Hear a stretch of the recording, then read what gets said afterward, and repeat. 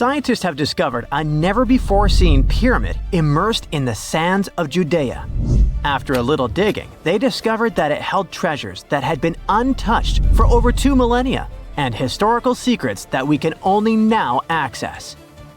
At the Zohar Fortress site, 2,600 feet above the Dead Sea, archaeologists were searching for manuscripts that would provide new information about the history of the site. The excavation was originally part of a long-standing campaign launched by the authorities.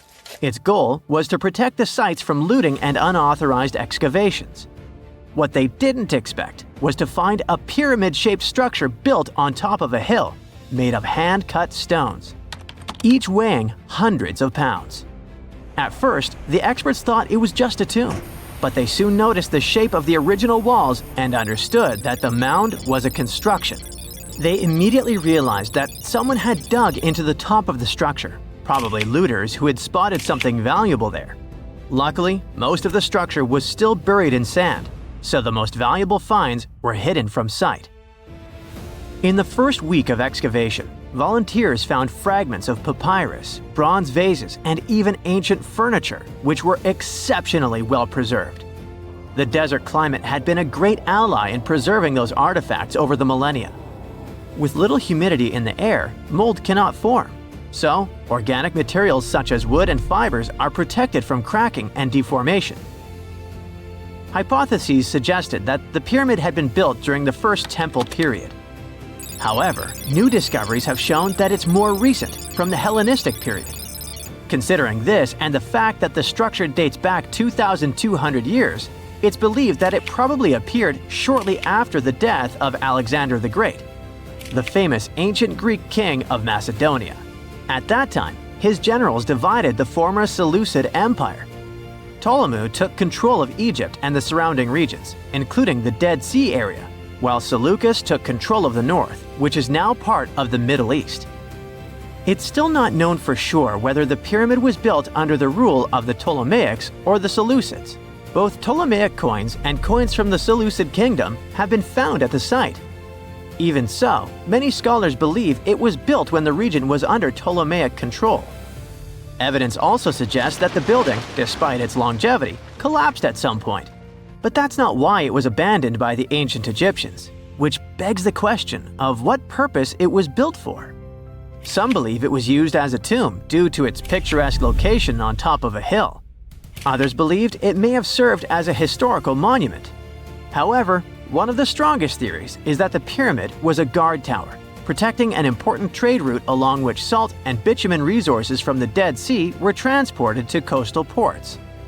They also believe it may have been used by Ptolemaic officials to collect taxes from travelers. It would be something equivalent to our modern-day toll booths, or even port inspection agencies.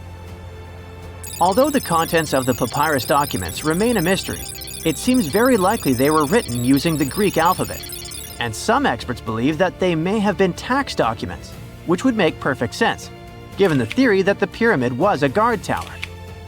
The team calls it a fascinating historical mystery that the dig is helping to unravel, but the find is just a grain of sand in an entire desert.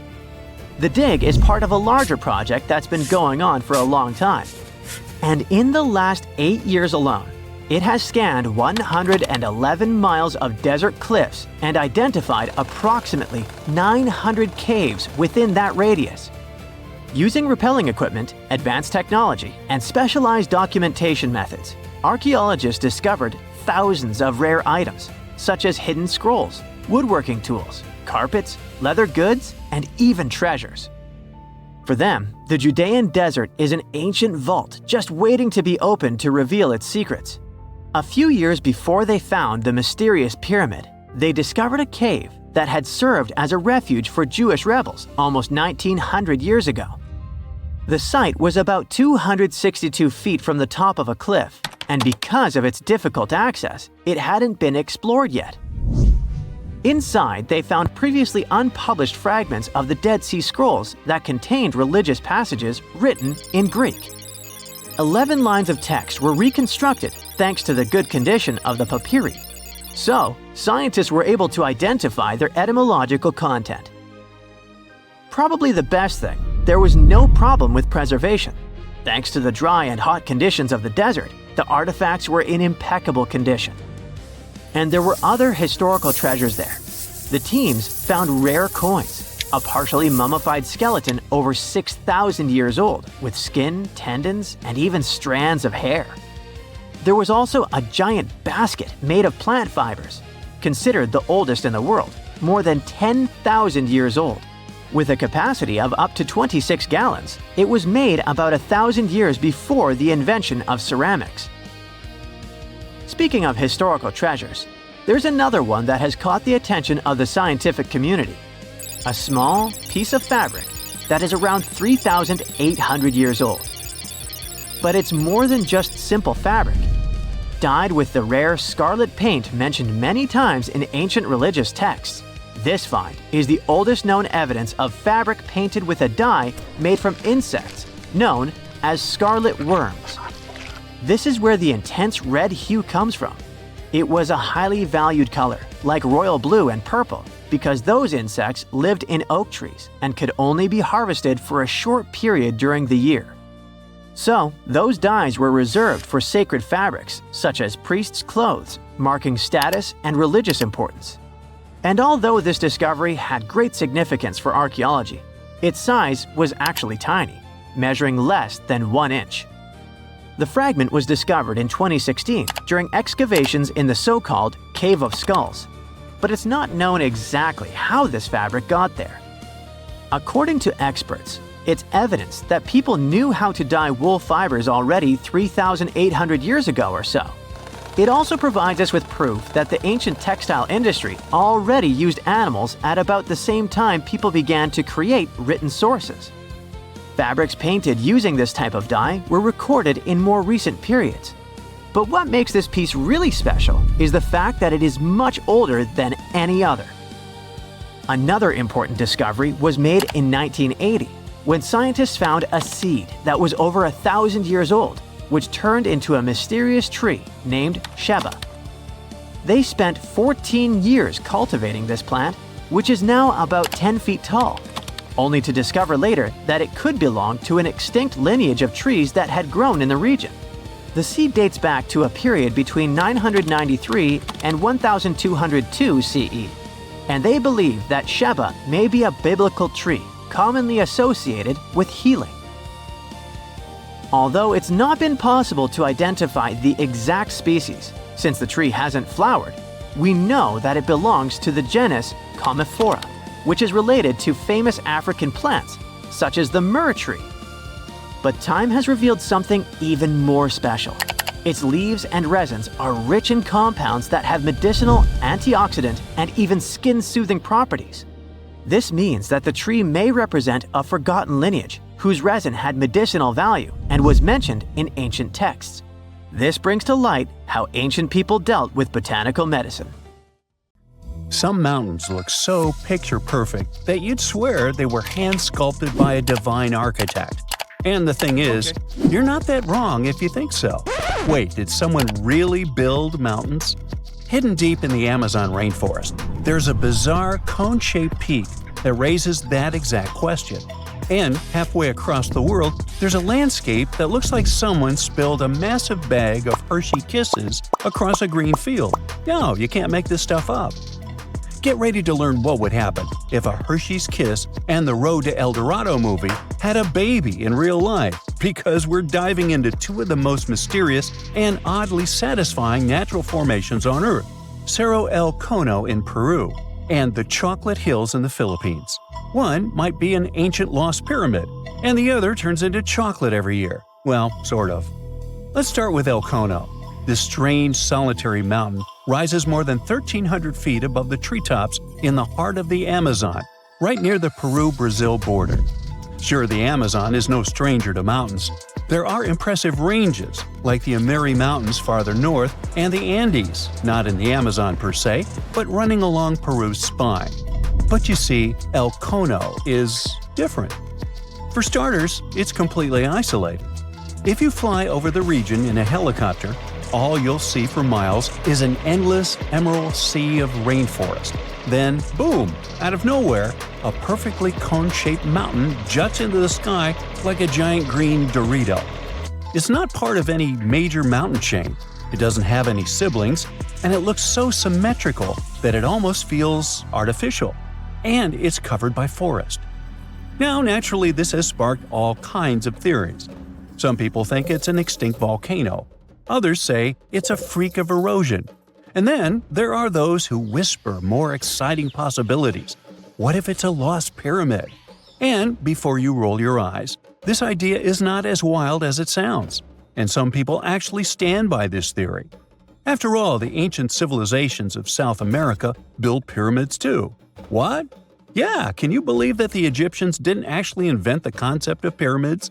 No joke. The Mochichachapoya and Inca civilizations all built monumental structures.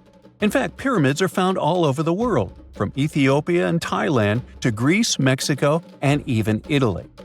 So why do pyramids keep popping up throughout history? Simple. They're structurally sound. The broad base supports the weight, and the pointed top was often seen as a symbolic connection to the heavens. Okay, but what are the chances of all these people coming up with the same idea at the same time? Okay, calm down. Ancient aliens. Yeah, that's possible. But as it turns out, ancient people did talk to each other via trade, migration, and cultural exchange. Ideas like pyramids didn't need to come from a secret one-world civilization. They just came from smart, curious humans scattered across the globe, all looking up at the stars and wondering how to get closer.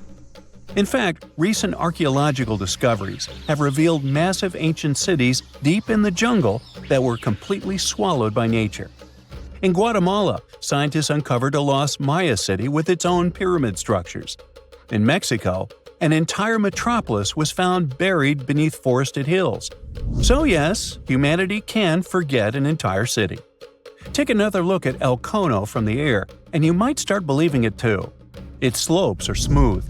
Its symmetry is uncanny. From above, it resembles a colossal step pyramid or ziggurat, cloaked in jungle vines and secrecy. And if someone told you it was the moss-covered remnant of an ancient civilization, you might just nod and say, "Yeah, I see it." Of course, no one's proven anything yet. But the mystery is delicious. Like a myth waiting to be cracked open.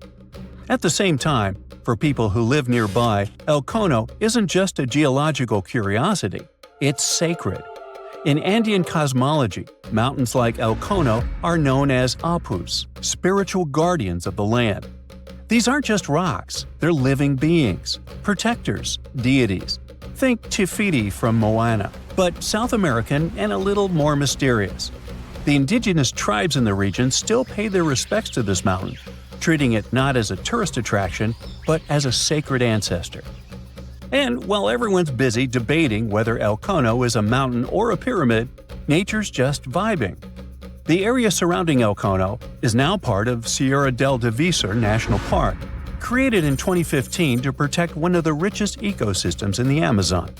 We're talking about rare plants, hundreds of bird species, many types of monkeys, and endangered animals like jaguars, giant armadillos, and even tapirs, the jungle's adorable pig-elephant hybrid. And yes, there are caves, springs, and even undiscovered ruins hidden deep in the forest around El Cono. So, what is El Cono really? Some geologists think it's likely a volcanic cone based on its shape. That's the official word from UNESCO anyway. Others argue it's a rare example of erosional geomorphology, a fancy way of saying wind, water, and time teamed up to carve a perfect mountain out of the landscape. Like geological origami, shaped by millions of years of natural forces. But the truth is, we don't know. Not for sure. Not yet. Until someone launches a respectful science-based expedition with drones, ground-penetrating radar, and a green light from the local communities, El Cono will keep its secrets. And maybe that's the best part. Sometimes it's mysteries that make the world feel truly magical. Now, let's jump onto a metaphorical plane and head to the Philippines, where the mystery continues and gets a little sweeter. Spread across more than 20 square miles, there are between 1,200 and 1,700, or even more, perfectly shaped hills that look like chocolate kisses. Like seriously. In the dry season, the grass turns brown, and suddenly, it's like someone dropped hundreds of Hershey kisses all over the landscape. Sweet, right? These are the Chocolate Hills, duh. And they're some of the Philippines' most iconic natural wonders. From afar, they look almost too symmetrical, like some alien landscaper came down with a measuring tape and a sense of humor. But how did they get here? Well, according to scientists, the Chocolate Hills are a rare type of karst formation, a term used to describe landscapes formed when slightly acidic rainwater dissolves soft rock like limestone. In this case, the hills were once coral reefs and marine limestone that were pushed above sea level by tectonic forces. Over time, the exposed rocks got eroded by wind, rain, and underwater rivers, leaving behind this stunning army of symmetrical mounds. It's a geological marvel millions of years in the making. But science isn't the only explanation in town. Local legends are more fun. One story says the hills were formed when two giants got into a rock-throwing fight, launching boulders at each other until they collapsed in exhaustion, leaving the landscape littered with mounds, just like that one scene from the Hobbit movie. Another tale speaks of a heartbroken giant whose tears turned into earth, forming the hills as a tribute to his lost love. Oh. Today, the Chocolate Hills are a National Geological Monument and a major tourist attraction in the Philippines. They're also being considered for UNESCO World Heritage status, because, really, where else can you find such a naturally satisfying mix of geology and dessert? If you ever want to visit, it's pretty easy. Fly into Boho Palango International Airport or take a ferry from Cebu, and then head to the towns of Carmen, Batuan, or Sambanga. There are designated viewing decks, eco-parks, and even ATV tours that will let you explore the hills up close. So, whether you're chasing lost pyramids in the jungle or climbing a mountain that turns into chocolate in the summer, the planet still has places that surprise and delight. And that's the real treasure. Sometimes, nature's weirdest, most beautiful shapes aren't hiding aliens or ancient tech. They're just proof that Earth has a wild imagination. Something strange is lurking beneath the sands of Giza, and scientists have no idea what it is. Archaeologists just found a hidden structure near the Great Pyramid using advanced ground scanning technology. What's inside? Nobody knows, but excavations are already underway. The Great Pyramid of Giza is one of the most famous monuments on Earth, but it doesn't stand alone. It's surrounded by an ancient necropolis, a massive royal graveyard filled with tombs and monuments. They belong to pharaohs, nobles, and other high-ranking officials. Most of these tombs are above the ground. They're called mastabas, rectangular, flat-roofed tombs built from limestone or mud brick, and they've been studied for decades. But from old movies, we know that these weren't simple graves. They have deep vertical shafts leading to underground burial chambers, where the past was sealed away for eternity. And recently, archaeologists found one curious empty space in the cemetery, a completely unexplored patch of ground. No mastabas, no visible ruins, nada. For years they ignored it, but between 2021 and 2023, they decided to investigate. They didn't dig though. Instead, they used a technology that kind of acts like X-rays for the ground. These radars let scientists see the secrets hidden there. And there was something hidden beneath the sand, something deliberately buried and forgotten. A two-part underground structure. One part was shallow and L-shaped. It's about 33 feet long and buried just 6.5 feet deep. But below that, a deeper, more mysterious anomaly, a structure completely different from anything else in the area. They called it a highly resistive anomaly, which means it's dense and solid, likely made of stone, sand, or even metal. And still, no one has a clue what's inside it. Now, it's clear that humans made the L shape. It wasn't formed by nature. And the shallower structure might have been an entrance to whatever is hidden below. But they only have some theories about what might be hidden there. It's also filled with sand and gravel. It was probably deliberately backfilled after its construction, perhaps to preserve this. Why? Well, we don't know yet. The archaeological team will need to excavate to understand what exactly this thing was and why it was built. The first guess is a lost burial chamber. Many tombs in Giza have underground burial sites, but most have clear surface markers. This one, for some reason, has nothing, but it could be one of them. The second guess is an ancient offering chapel. Egyptologists know that some chapels were built in this shape, but usually they were above ground, not buried like this. And finally, it might be something we've never seen before. If this turns out to be a new type of structure, it could rewrite what we know about the burials of pharaohs. The only way to know for sure is to dig it up, and that's exactly what's happening right now. Excavations are already underway. Archaeologists are racing against time to uncover the truth. But there's a real danger there too. Giza's fragile ancient structures need to be handled carefully. Otherwise, they could be damaged beyond repair. So all we can do is wait for the truth. Now, these tombs always held fascinating mysteries. Unfortunately, we'll never learn tons of these mysteries because of some relentless tomb robbers. Egyptian tombs were built to guard the bodies for eternity.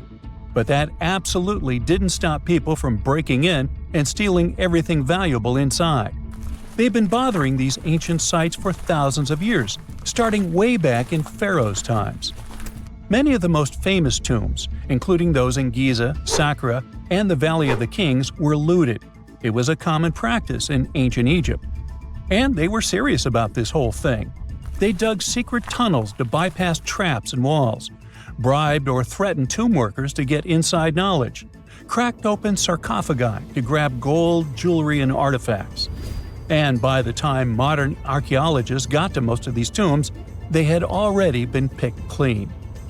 The reigning pharaohs got tired of this infuriating nonsense. The Valley of the Kings, the famous burial ground of Egyptian royalty, was supposed to be the ultimate safe zone. Tombs were built deep underground, hidden in the desert. Passages were sealed with giant stone blocks. False doors and traps were added to confuse thieves. Even curses were written on the walls, warnings of horrible endings for anyone who dared to disturb the tomb, which is exactly where we got all those horror stories about mummies from. Spoiler alert, none of it worked. Most tombs in the Valley of the Kings were fully robbed within 100 years of being sealed. Even King Tutankhamun's tomb, one of the most famous in history, was broken into twice in ancient times. Some of them decided to try and fight back. The New Kingdom rulers built hidden unmarked tombs in a way that should have prevented the looters from finding them, but didn't work. Some pharaohs, like Ramses II, were moved in secret to prevent their bodies from being stolen. Nope, didn't matter. The grave robbers always won. That's because tomb raiders weren't just random thieves. They were skilled, organized, and well-connected. They knew exactly where to look. Many were the ones who had built these sites in the first place, and they knew where the entrances were. If they couldn't smash through the doors, they'd dig through the walls, floors, and even ceilings to break inside. They also worked fast, often within a few years after the tombs were sealed, before anyone forgot where the valuable stuff was. The Khufu's pyramid, the one that's next to this newly discovered structure, was looted long before modern times. The one thing left inside when explorers got there? An empty granite box where the sarcophagus used to be. Unfortunately, it's not just about gold. History itself gets stolen during these raids.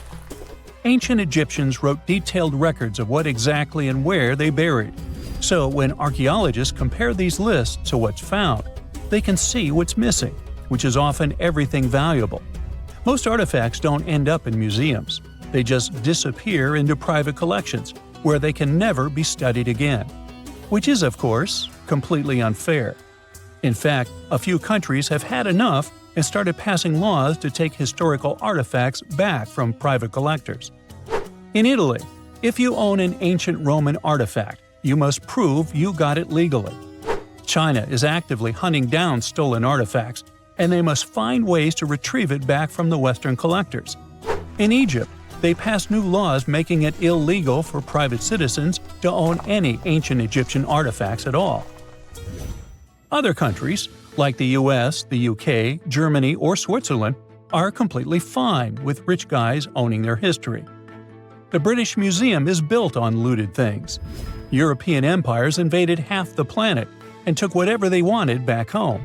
Their museums are often full of such stolen artifacts, and unfortunately, they refuse to give most of them back. For example, the Rosetta Stone. It was taken from Egypt by Napoleon's army, then stolen again by the British after they beat the French.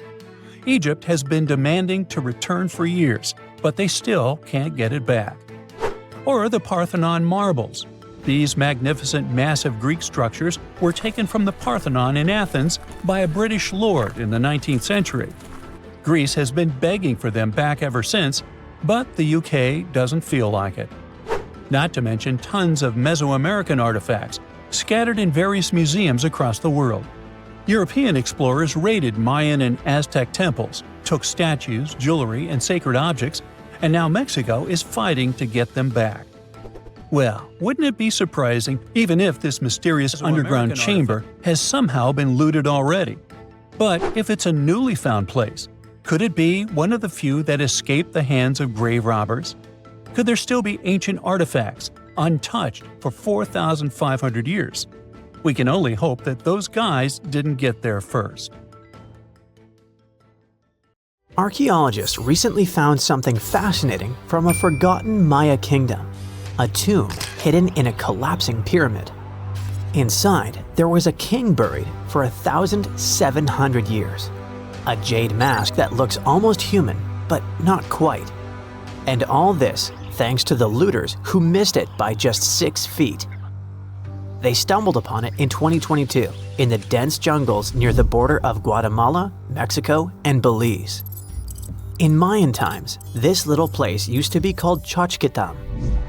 It's a lost city, half swallowed by jungle. This place meant pretty much nothing compared to other big Mayan cities, like Tikal or Teotihuacan, or so we thought. The team found a tomb of a Mayan ruler.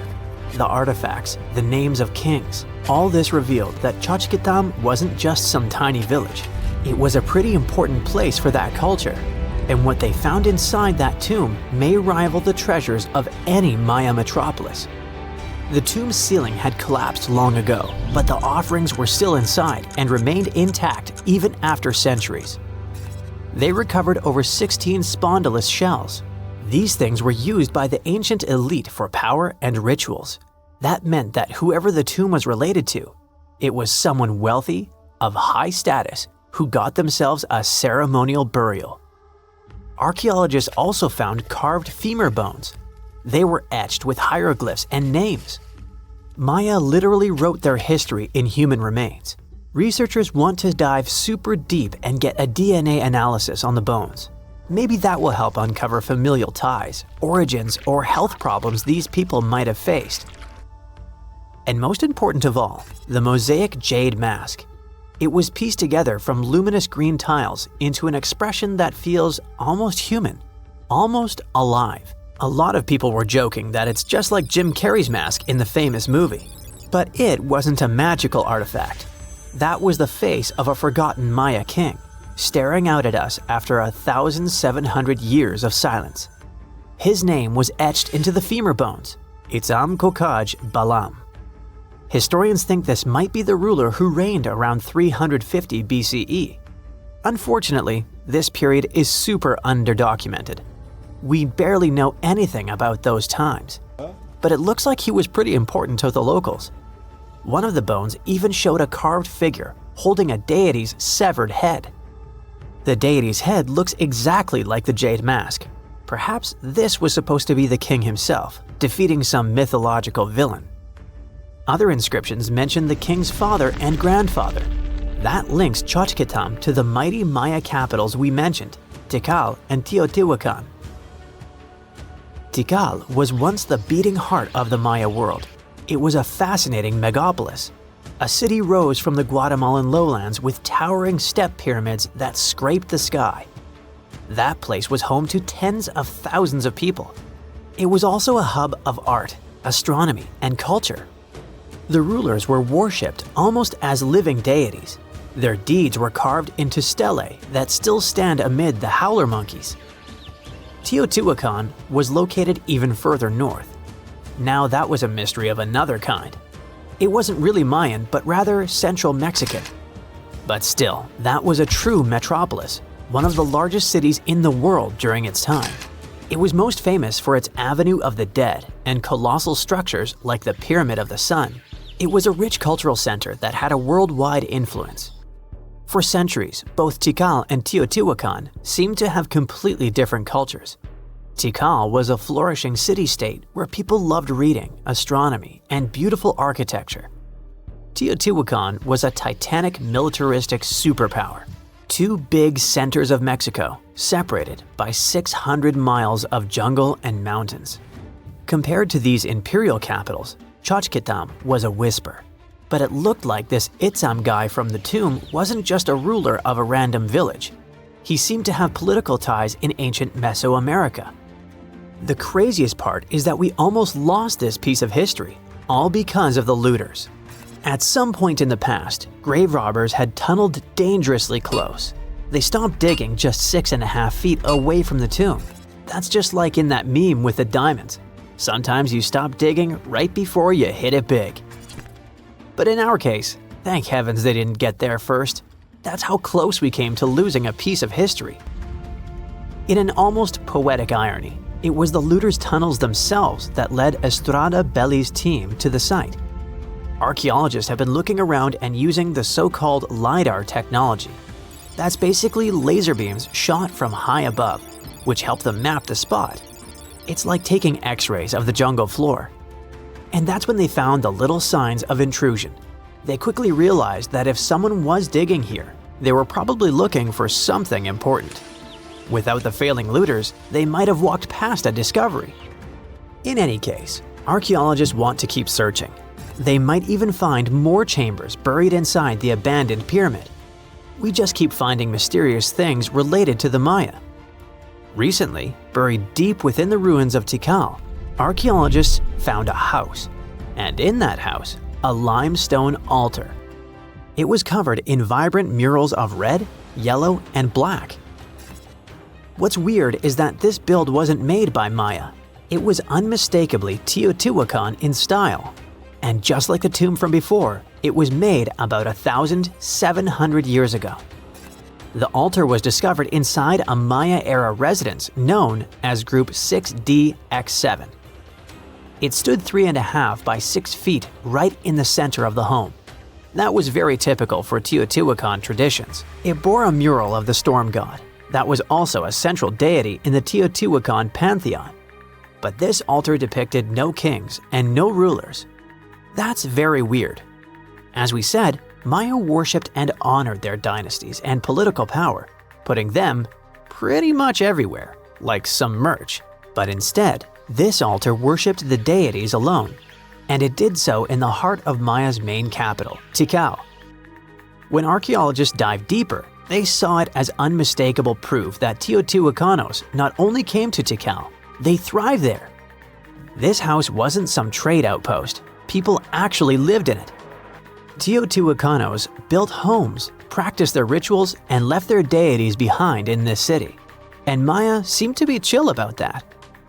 Researchers think this was a home for some elite people from Teotihuacan, or maybe it belonged to Mayans who practiced Teotihuacano culture and deeply respected it. But it might be something darker than a simple, friendly multiculturalism. The two cities weren't in the best relationship. There was some tension, maybe even surveillance. The house and the altar were probably built around 300 to 400 BCE. That was a period when Tikal was rising in power. This might have caught the attention of the mighty empire to the north. It's almost as if Mayans poked the beast.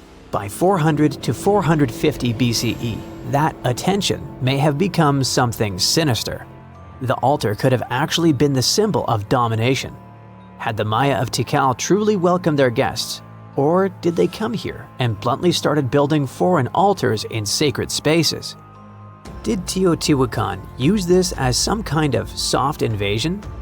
In that case, it would make sense for Mayans to destroy that place or vandalize it somehow. Mayans regularly buried their buildings and rebuilt on top of them. But for some reason, this altar remained untouched. Mayans found it and buried it with the surrounding buildings as they were. No vandalism, no destruction, no rebuilding even. Looks like they had some complicated feelings about Teotihuacans. It was a time when cultures clashed, fused, overlapped, and possibly spied on each other. Perhaps one day we'll learn more about what really happened among these ancient civilizations.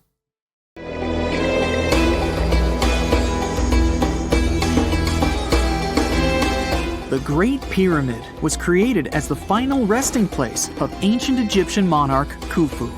According to legend, French leader Napoleon entered the Great Pyramid and came back out looking shaken and super pale. He never revealed what he saw inside, but whatever it was is said to have affected him for the rest of his life. When Napoleon entered the pyramid, he would have walked through a super tight and ascending passageway. He'd then go through another passageway, known as the Great Chamber. This corridor would have been much taller than the previous one, and would have cobbles too. He'd then reach the King's Chamber, the centerpiece of the Great Pyramid, which was lined with huge blocks of granite. But it wouldn't have looked as grand as we might imagine. There are no hieroglyphics decorating its walls, as Egyptians only began decorating the burial chambers of pyramids much later on. The pharaoh's tombs deep inside the pyramid would have also been filled with treasures, from chunks of gold to the world's most expensive jewelry. But this would have all been looted a long time ago. The only thing that probably would have been left in there would have been a huge sarcophagus, which would have once contained the king's mummy. He'd also have to walk past the queen's chamber. This room most likely didn't hold any queens though, as pyramids were usually only built for one person. There are mysterious tunnels leading from here. To this day, no one is really sure what they're there for. And that's not the only mysterious and creepy thing Napoleon may have encountered, as stories of pharaohs leaving ancient curses on pyramids go way back.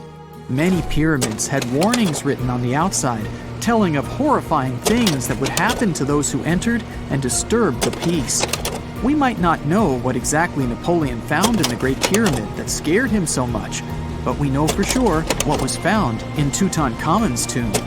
Tutankhamun was an ancient Egyptian pharaoh who was only 8 or 9 years old when he took to the throne. He became a cultural phenomenon when his tomb was discovered almost completely intact in 1922. His pyramid sits in the Valley of Kings in Thebes, modern Luxor, which is in Egypt. Unlike the Great Pyramid, Tutankhamun's tomb was covered in beautiful wall decorations. The walls told the story of how he would travel to the afterlife through the underworld. Egyptians believed all people would have to take this journey, so they would fill their tombs with objects and paintings to help them get there.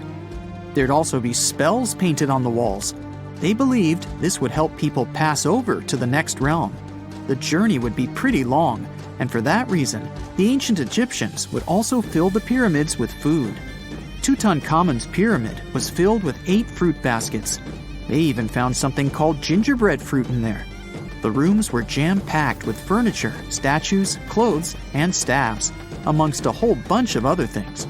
You'd likely find a lot of clothes and expensive jewelry in the pyramids as well. The ancient Egyptians wanted their ancestors to travel in style to the afterlife. They put Tutankhamun in his final resting place with over 50 pieces of clothing, all of the highest quality. There were tunics, scarves, gloves, and headdresses, and a ton of jewelry. Bracelets, pendants, necklaces, rings, and scarabs for protection were all found inside. Each of them was made of gold or precious stones. There were also fans made of ostrich feathers to keep the old pharaoh cool in the hot Egyptian sun. But the temperature inside the pyramids never actually went above 68 degrees Fahrenheit. The ancient Egyptians developed a super cool air conditioning system that we don't fully understand even today. Tutankhamun's pyramid also contained 130 walking sticks made from ebony, ivory, silver, and gold to help him on his journey. There were 3 chariots hidden away in case he got tired of all the walking. They also put 11 boat paddles inside, but there was no sign of any boat. The pyramids would be littered with the pharaoh's favorite scents and perfumes. During the excavation of Tutankhamun's pyramid, it quickly became clear that it had been robbed during ancient times. There was damage to doors and traces of oils left in empty jars. It looks like someone raided the pyramid for gold and the scents, perfumes, and oils that had been left for King Tut. There was still a bit of perfume, which was made from coconut oil and frankincense, left in one bottle. It seems like Pharaoh Tutankhamun loved board games. There was an ivory traveling set of Senet in his pyramid. Although we don't know for sure exactly how to play it, we have figured out it was sort of an ancient Egyptian version of backgammon. It looks like it was a two-player game where the goal was to knock your opponent off the board. Not really sure who Tutankhamun's mummy was supposed to play with, though. The ancient Egyptians had some rituals that may seem pretty strange to us. For example, they used to shave their eyebrows off if they ever lost a cat. So it's not too surprising they put some really weird things inside pyramids. Archaeologists discovered a collection of mummified cats and scarab beetles in pyramids that date back more than 4,000 years. They were found in the pyramids of Saqqara, which is south of Cairo. They also found a bunch of makeup kits and mirrors inside. Makeup was worn proudly by both men and women in ancient Egyptian times. Eyeliner was the most popular cosmetic. The Rosetta Stone was one of the best discoveries ever made in pyramids. It was found by our man Napoleon Bonaparte and his team. It's a black granite rock that dates back to 196 BCE. It's transcribed in Greek, Demotic, and hieroglyphic. When it was translated in 1822, we got the key to understanding ancient Egyptian hieroglyphics for the very first time. The discovery of Queen Hatshepsut's mummy in 1903 changed our understanding of the Egyptians forever. After she had passed away, her successor, Thutmose III, removed most of the evidence of her reign, so we basically knew nothing about Egypt's first great female leader. She's now gone on to become one of the few and most famous female pharaohs of Egypt.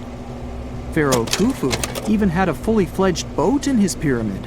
Archaeologists uncovered more than 1,200 pieces of a giant boat near the Great Pyramid at Giza. They reassembled the boat, and it's a whopping 144 feet long. It's most likely a solar boat, which was designed to carry the resurrected king with the deity Ra. Fun fact, the Pyramid of Giza is the last remaining of the 7 wonders of the ancient world. The other 6 are the Hanging Gardens, the Colossus, the Temple of Artemis, the Mausoleum, the Lighthouse, and the Statue of Zeus. This pyramid was also the world's tallest man-made structure for 3,800 years, and it's the biggest pyramid in Egypt. It took a staggering 2.3 million blocks of limestone, and some weighed as much as 80 tons. It took an incredible 100,000 laborers and a whopping 23 years to build. Its original height was a mega 480 feet. In 2017, archaeologists discovered something weird about Egypt's Great Pyramid. There's a hidden void that's at least 100 feet long, and no one really knows why it's there or what's actually inside it. The weird void is the first inner structure discovered within the 4,500-year-old pyramid since the 1800s. Scientists used cosmic rays to detect the massive hole, but are still no closer today to finding out what's inside.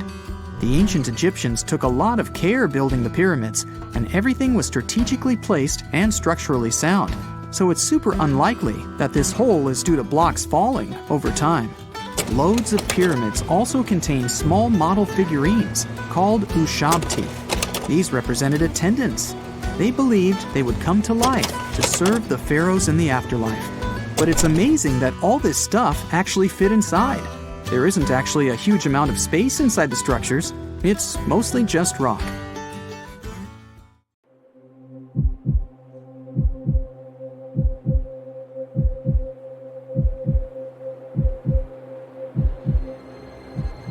Leave it to people wandering on Google Earth to stumble upon the world's newest and weirdest places ever. Like this mysterious pyramid discovered in Antarctica. Soon enough, the internet blew up with all sorts of theories regarding this unusual shape. Could it be a sign from a different life form? Is this pyramid indeed natural, or is it man-made? For starters, it's not the first time we've discovered a pyramid in the Antarctic. The first one was observed by the British Antarctic expedition in the 1910s and kept secret for a long time. Its discovery being kept hidden only added to the mystery. A second such structure was discovered in 2016, which further increased the interest in the matter. The mystery was soon enough deciphered by scientists. These formations are just mountains. They're located near the Ellsworth Mountains, a range over 250 miles long, so they're just mountain peaks that have broken through the ice sheet. As for their particular shape, it's just a coincidence. Pyramids are found throughout nature. The Matterhorn in the Alps and Mount Ballenstinder in Iceland, for example, are quite similar in terms of shape. As for the official name of these peaks, they're called nunataks, or peaks of rock peeking through a glacier or an ice sheet. Antarctica has way more incredible features, like the fact that it's home of 60 to 90% of the world's fresh water. That's because its ice sheet is the biggest on our planet, stretching across 5.4 million square miles. I'll spare you the calculations, but that leaves only 1% of the continent ice-free. Antarctica's ice reaches 2.7 miles thick at its deepest point, meaning half the height of Mount Everest. Should it ever melt completely, our sea levels would rise to roughly 200 feet. It wasn't always this cold, though. At some point in our planet's history, Antarctica had some average temperatures as the city of Melbourne has today.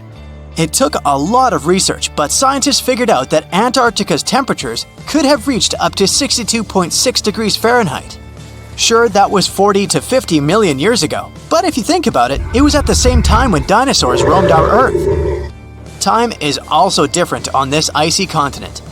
All the lines of longitude that help us calculate different time zones merge into a single point at the South Pole. Here, there are 6 months of daylight in the summer, followed by 6 months of complete darkness during the colder season. So, scientists working here stay, on average, in the same time zone they've come from.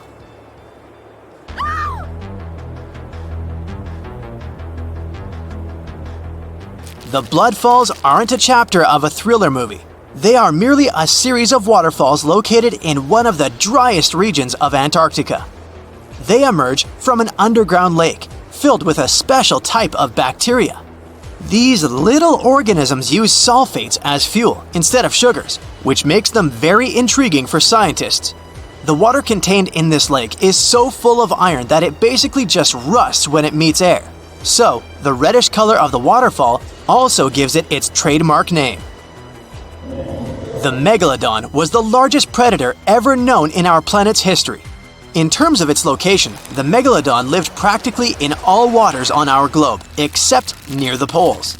The reason why there were no megalodon teeth found in Antarctica is probably because the gigantic creature was adapted to only warm tropical and subtropical waters.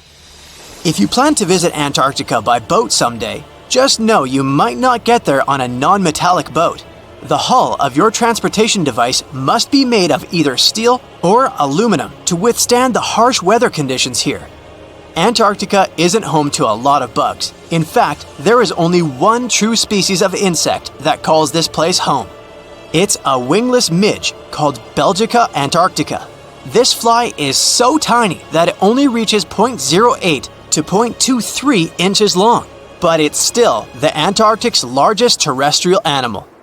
A lot of Antarctic fish also come with an antifreeze substance in their blood. They don't necessarily need it for protection against the cold temperature, but mostly against touching ice. These antifreezes are made up of large glycoprotein molecules. They surround any small ice crystals that may form, making sure they don't spread through the animal's tissues, which could cause a lot of damage. They also create a sort of small pillow blocking the sharp ice crystals, so they're less likely to cause any pain. It also doesn't rain a lot here on this icy continent, but one amazing meteorological quirk of Antarctica is that it's full of diamond dust. This dust is basically small ice crystals that pop out of humid air close to the Earth's surface. Think of it like an icy fog. As they flow through the air and get touched by sunlight, they begin to sparkle, making visitors here feel like they're surrounded by diamonds. It's probably the last place you'd want to go into labor, but in 1978, the first person was born here ever. Emil Marco Palma was its name, and ever since, 10 other people have been born here in Antarctica. There's a lake on this icy continent that is so full of salt, it makes it impossible for it to freeze over, even if temperatures can go as low as 5 degrees Fahrenheit. That's because pure water freezes at 32 degrees Fahrenheit. Water that has salt in it, or any other substance for that matter, will freeze, but at a way lower temperature. That lower temperature is adjustable depending on the substance itself and the amount that has been placed into the water. Antarctica was the last official continent to be discovered. It remained completely unseen until the 1820s. But it took another 20 years to confirm it was actually a continent and not just a group of icy islands. Just because it's really cold here doesn't mean you can't go on a date here. One December night, an American scientist that was posted in Antarctica logged into a dating app simply out of curiosity. He was certain no other profiles would show up, but to his surprise, he found someone soon enough. Another researcher who was stationed just 45 minutes away, by helicopter of course. They eventually got together and went on the first date in Antarctica ever recorded. Apart from ice, this continent has something else way more abundantly than any other piece of land on Earth: meteorites. If we look at the research done by scientists, meteorites have equal chances of reaching any place on our planet. However, once they go through our atmosphere, the situation is a bit more complex. That's because different climates on our planet, like the humid ones found near the jungle, have a lot of moisture and oxygen, which will corrode most meteorites. The climate in Antarctica is really dry, so the possibility of meteorites corroding is little to none. More so, it's way easier to spot these rocks on the icy white surface of this area than in any other place on Earth. If you're not scared of the cold, you'll surely freak out when you hear about the winds here. That's because Antarctica is for the most part the windiest place on Earth. Wind speeds have been reported here to reach even 200 miles per hour. It's 1898, and you're taking part in excavations in Saqqara. This place, not far away from Cairo, is full of ancient tombs and pyramids. You're in your Indiana Jones mood and hope to find something really phenomenal to become famous. Gold, manuscripts, treasure maps, mummies of famous pharaohs. Wait, a wooden bird? You're really disappointed as it looks like a regular toy. An old one, but still. Little do you know that years later, someone would propose that your bird was actually an ancient monoplane. So the artifact, nicknamed the Saqqara bird, is made of a sycamore tree. The birdie has a wingspan of just 7 inches and weighs around 40 grams. A perfect original souvenir from Egypt, I would say. It's over 2,000 years old and looks pretty plain, without any carvings of feathers or other intricate ornaments. It has a beak and eyes though, which makes our find look like a hawk, the emblem of the deity Horus.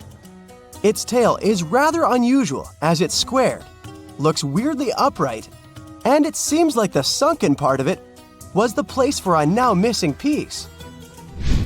Humans love solving a good mystery, so there have been several attempts to explain the use of the birdie. First, quite simply, is that it was a ceremonial object. The second idea is that it was a toy for a child from some well-off family.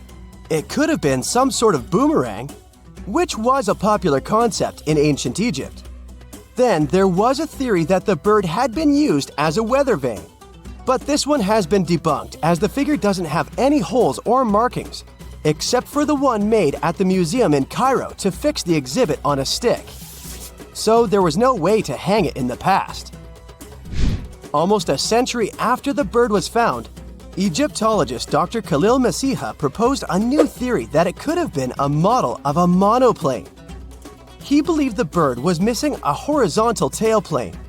Otherwise, it had its wings set at a right angle, similar to that of modern planes. It could have worked to generate the aerodynamic lift necessary for flights. Dr. Masiha also claimed that it was common at that time to place miniature models of technological inventions in tombs. So, did the ancient Egyptians really invent the plane in 200 BCE? That would make the Wright brothers, who are considered the inventors of aviation, really upset. They made one of their first flights only in 1903. There's just one way to know for sure, and that is to test the model. But you know, the ancient museum in Cairo would unlikely let one of their cherished exhibits fly around like a toy. That's why glider designer Martin Gregory built a similar model, this time of balsa wood, and concluded that even with the missing tailplane, the plane wasn't much of a flyer. Case solved? Not really. This didn't sound convincing enough to the History Channel, so they invited an aerodynamics expert to build another replica of the bird. He tested it in weather conditions similar to those in Egypt and was impressed with the little plane's abilities. So, if they did invent the prototype of a plane back in the times of pharaohs, it would be a good example of an oupart. That's an out-of-place artifact, an object that's way ahead of its time in terms of technology or history. And the Saqqara bird isn't the only example of such a revolutionary concept.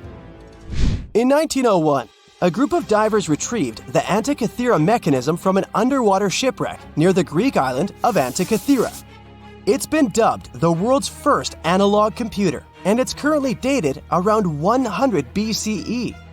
The bronze mechanism could tell the position of the sun, moon, planets, and stars, as well as the lunar phase, the dates of upcoming solar eclipses, and even the speed at which the moon moves through the sky. No one's sure who used it and how or where it was made. But it's obvious that it's extremely precise and way too advanced for its time. The first flushing toilets in the world were invented in the middle of the 20th century. Just kidding. The ancient Minoans on the Mediterranean island of Crete and the Indus Valley civilization both came up with this brilliant invention at the same time, around 4,000 years ago.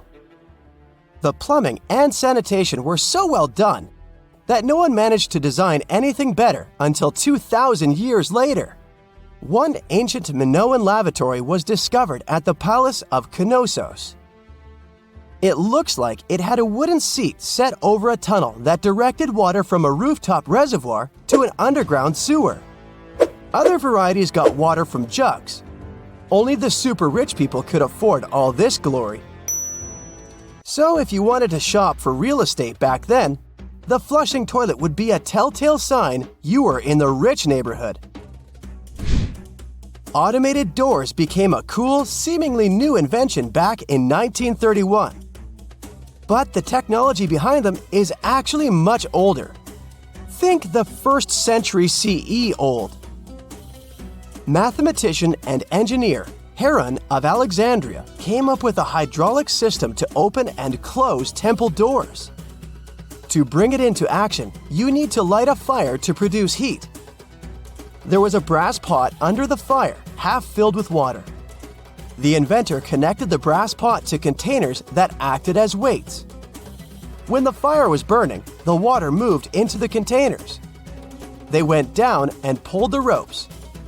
It was nothing like a supermarket door that opens in front of you before you even have time to think. Heron's door took hours to open, and there was no way to stop the process. That's why they only opened the doors once a day before people entered the temple, to add some mysticism at the temple during ceremonies. Spooky. Looks like the first ever battery was invented in Baghdad around 2,000 years ago. A German archaeologist found this oval-shaped clay jar in 1938. Scientists are still not sure what purpose it served and who exactly invented it. There is a theory that it was used for electroplating objects with precious metals. When they filled it with a weak acid like vinegar, the battery produced around 1 volt of electricity. Another theory says it was a vessel for sacred scrolls. Would you like to buy contact lenses designed by Leonardo da Vinci himself? In 1508, he invented a glass lens with a funnel on one side. You were supposed to wear it with water inside to improve your vision. Sounds a bit uncomfortable, doesn't it? So, around a century later, French scientist René Descartes decided to improve the idea and make the cornea contact the future lenses. Contacts because they contact your eyes, get it? The glass tube with liquid did help improve vision, but blinking was sadly impossible. 2.5 centuries later, new technologies in the glass industry let scientists design contacts that would fit in the eye and even let the wearer blink. Thanks, guys! Still, those lenses were made of heavy blown glass and didn't let the eye breathe. About 50 years later, contacts became plastic, lightweight, unbreakable, and scratch-resistant, but still covering the entire eye. And then, in 1948, an English optical technician accidentally sanded down a plastic lens and figured out they'd still be in place even if they covered only the cornea. Imagine you're living in 19th century London and need to send a message to New York. It would have taken about 10 days to get there by ship. So when delivery time went from days to hours in 1858, it was a true sensation. The first message was sent by Queen Victoria herself. It was all made possible thanks to the transatlantic telegraph cable, running under the ocean. Sadly, the new cool invention only lasted a few weeks. It took years to bring it back to life.